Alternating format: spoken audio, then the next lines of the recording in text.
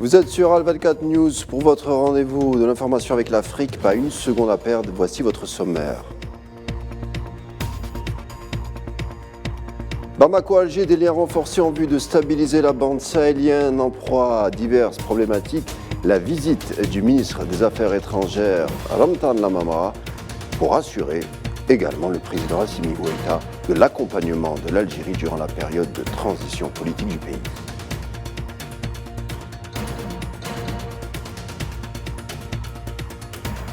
Mali, justement, voilà 10 ans du début de l'opération militaire française dite Opération Serval, précédent Opération Barkhane.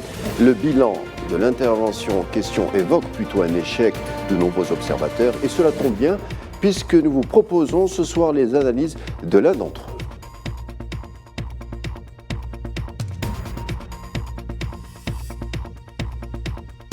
L'Égypte fait appel au FMI. La chute spectaculaire de la livre plus l'inflation galopante alourdit le quotidien de nombreux Égyptiens. On dresse le bilan dans un moment.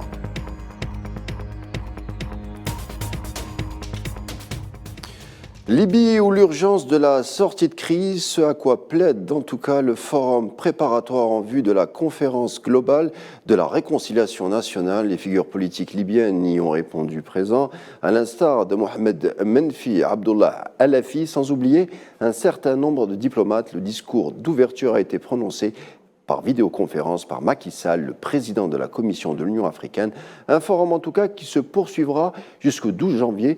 Y aura-t-il consensus? Nous y reviendrons plus en détail lors de nos prochains points d'information. Et je vous le disais en titre, Ramtan Lamamra, premier diplomate algérien en visite de travail au Mali, reçu par le président de la transition Assimi Goïta. Au programme, plusieurs réunions de concertation pour asseoir une paix, notamment dans le nord du Mali. Les autorités algériennes ont plusieurs fois assuré que l'unité et la stabilité de la République du Mali sera garante pour l'ensemble de la région sahélienne, dont l'Algérie, au vu de sa géographie, est partie prenante. Justement, pour nous en parler, nous avons avec nous Hassan Kassimi, analyste politique. Bonsoir monsieur. Bonsoir. Alger, comme on l'observe, est toujours engagé dans cette dynamique de consolidation de sécurité au Mali qui va de pair avec le contexte, avec l'accompagnement du gouvernement de transition d'Assimi Goïta. Oui, effectivement, l'Algérie poursuit ses missions de bons offices au Mali, et vous l'avez constaté. Le ministre des Affaires étrangères, M. Ramtan Lamamra, et de la communauté nationale à l'étranger, a essayé de déplacer à Bamako comme envoyé spécial du président de la République, Abdelmadjid Tebboune. Vous avez vu qu'il a eu des réunions, des activités très intenses, bilatérales, multilatérales. Il a été reçu par le président de la transition, le colonel Assimi Goïta. Il a eu des entretiens avec son homologue, le ministre des Affaires étrangères. Il a eu également des entretiens avec le ministre de la Réconciliation et de la Paix. Il a tenu des réunions marathoniennes au siège de l'ambassade avec le groupe de médiation internationale au sujet du Mali, composé des représentants des pays voisins, des représentants de l'Organisation des Nations Unies, de l'Union africaine, des pays de la CEDEAO et des représentants de l'Organisation de la coopération internationale. Il s'est réuni également au siège de l'ambassade avec les membres signataires de l'accord d'Alger. Donc vous avez vu que toutes ces réunions ont permis à notre ministre de faire un point de situation, de faire un tour de table, de se concerter avec toutes les parties, y compris les membres du groupe international de médiation.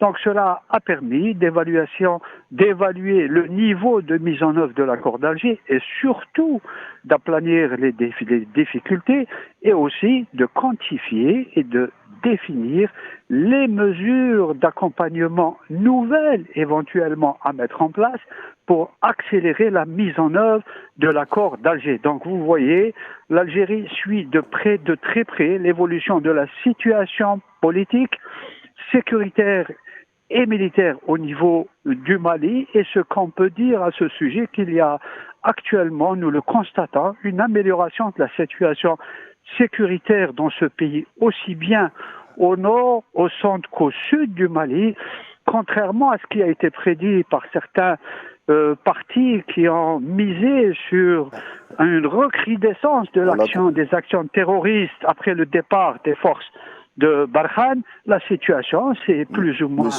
un peu améliorée. Monsieur Kassimi, je crois qu'on l'a compris, la dynamique algérienne est bien impliquée dans la séquence de transition malienne. Malheureusement, le temps nous est compté. Merci pour vos éclaircissements.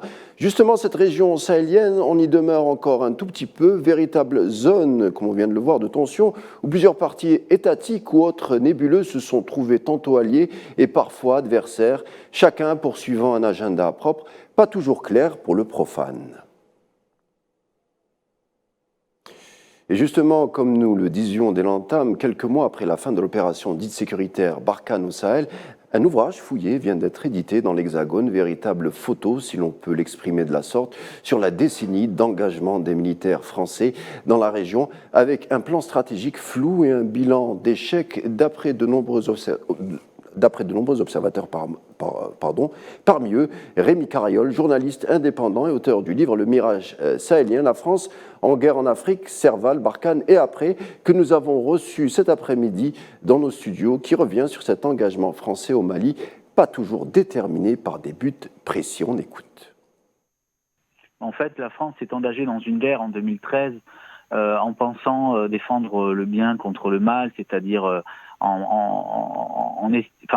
elle a considéré que cette guerre était une guerre qui s'inscrivait dans la guerre antiterroriste globale, avec comme c'est le cas en Syrie, comme ce fut le cas pour les États-Unis en Afghanistan ou en Irak, sans voir que derrière tout cela, sur le terrain, la situation était un peu plus subtile. Et donc les élites politiques et militaires, mais surtout politiques en fait, se sont enfermées dans cette vision binaire des choses, sans vouloir voir les subtilités locales, et elles ont estimé pendant très longtemps que le seul moyen d'arriver à bout de ces groupes, c'était uniquement par la force, alors que même dans les pays concernés, je pense au Mali, mais aussi au Niger et au Burkina Faso, en fait, la France s'est engagée dans une guerre en 2013 en pensant défendre le bien contre le mal, c'est-à-dire. Toujours concernant l'ouvrage que nous vous présentons aujourd'hui, Le Mirage sahélien, où l'auteur explique l'échec militaire français dans le Sahel par la prise de pouvoir au sommet de l'exécutif français d'un cercle va-t-en-guerre qui a pris le pouvoir au détriment de la diplomatie, le tout piloté dans les plus hautes sphères de l'État par des néoconservateurs, inspirés d'ailleurs par la lutte antiterroriste américaine, illustrée par la prison secrète à Gao que la presse française a très peu relaté d'ailleurs. On écoute. Alors, concernant la prison secrète de Gao, je vais quand même rétablir la vérité. C'est pas moi qui révèle l'existence de cette prison, c'est le journal Libération qui l'avait révélé il y a quelques mois. Moi, j'enquêtais déjà dessus, effectivement, mais c'est donc un quotidien français, Libération, qui avait révélé l'existence de cette prison. On parle de prison secrète parce que elle n'était pas elle n'était jamais évoquée par l'armée, et même de nombreux journalistes et chercheurs qui s'étaient rendus sur le camp de l'armée française de Gao n'avaient pas été informés de l'existence de cette prison qui était en réalité cachée et tenue au secret. Dernier titre du jour, en Égypte, les signes d'une crise économique avancée sont palpables. Inflation galopante qui grignote le pouvoir d'achat et fait chuter la monnaie. En fait, tout ceci est à peu près la même chose. L'ensemble des secteurs sont touchés, produits alimentaires aux services médicaux, en passant par le logement et le mobilier. La hausse de l'inflation a fait peser un lourd fardeau sur les consommateurs, en particulier sur les ménages à faible revenu. Plus de 30% des 100 millions d'Égyptiens vivent dans la pauvreté, selon les chiffres officiels.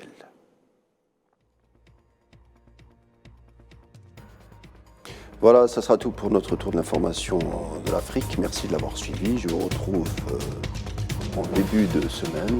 En attendant, je vous souhaite une agréable soirée et à très vite.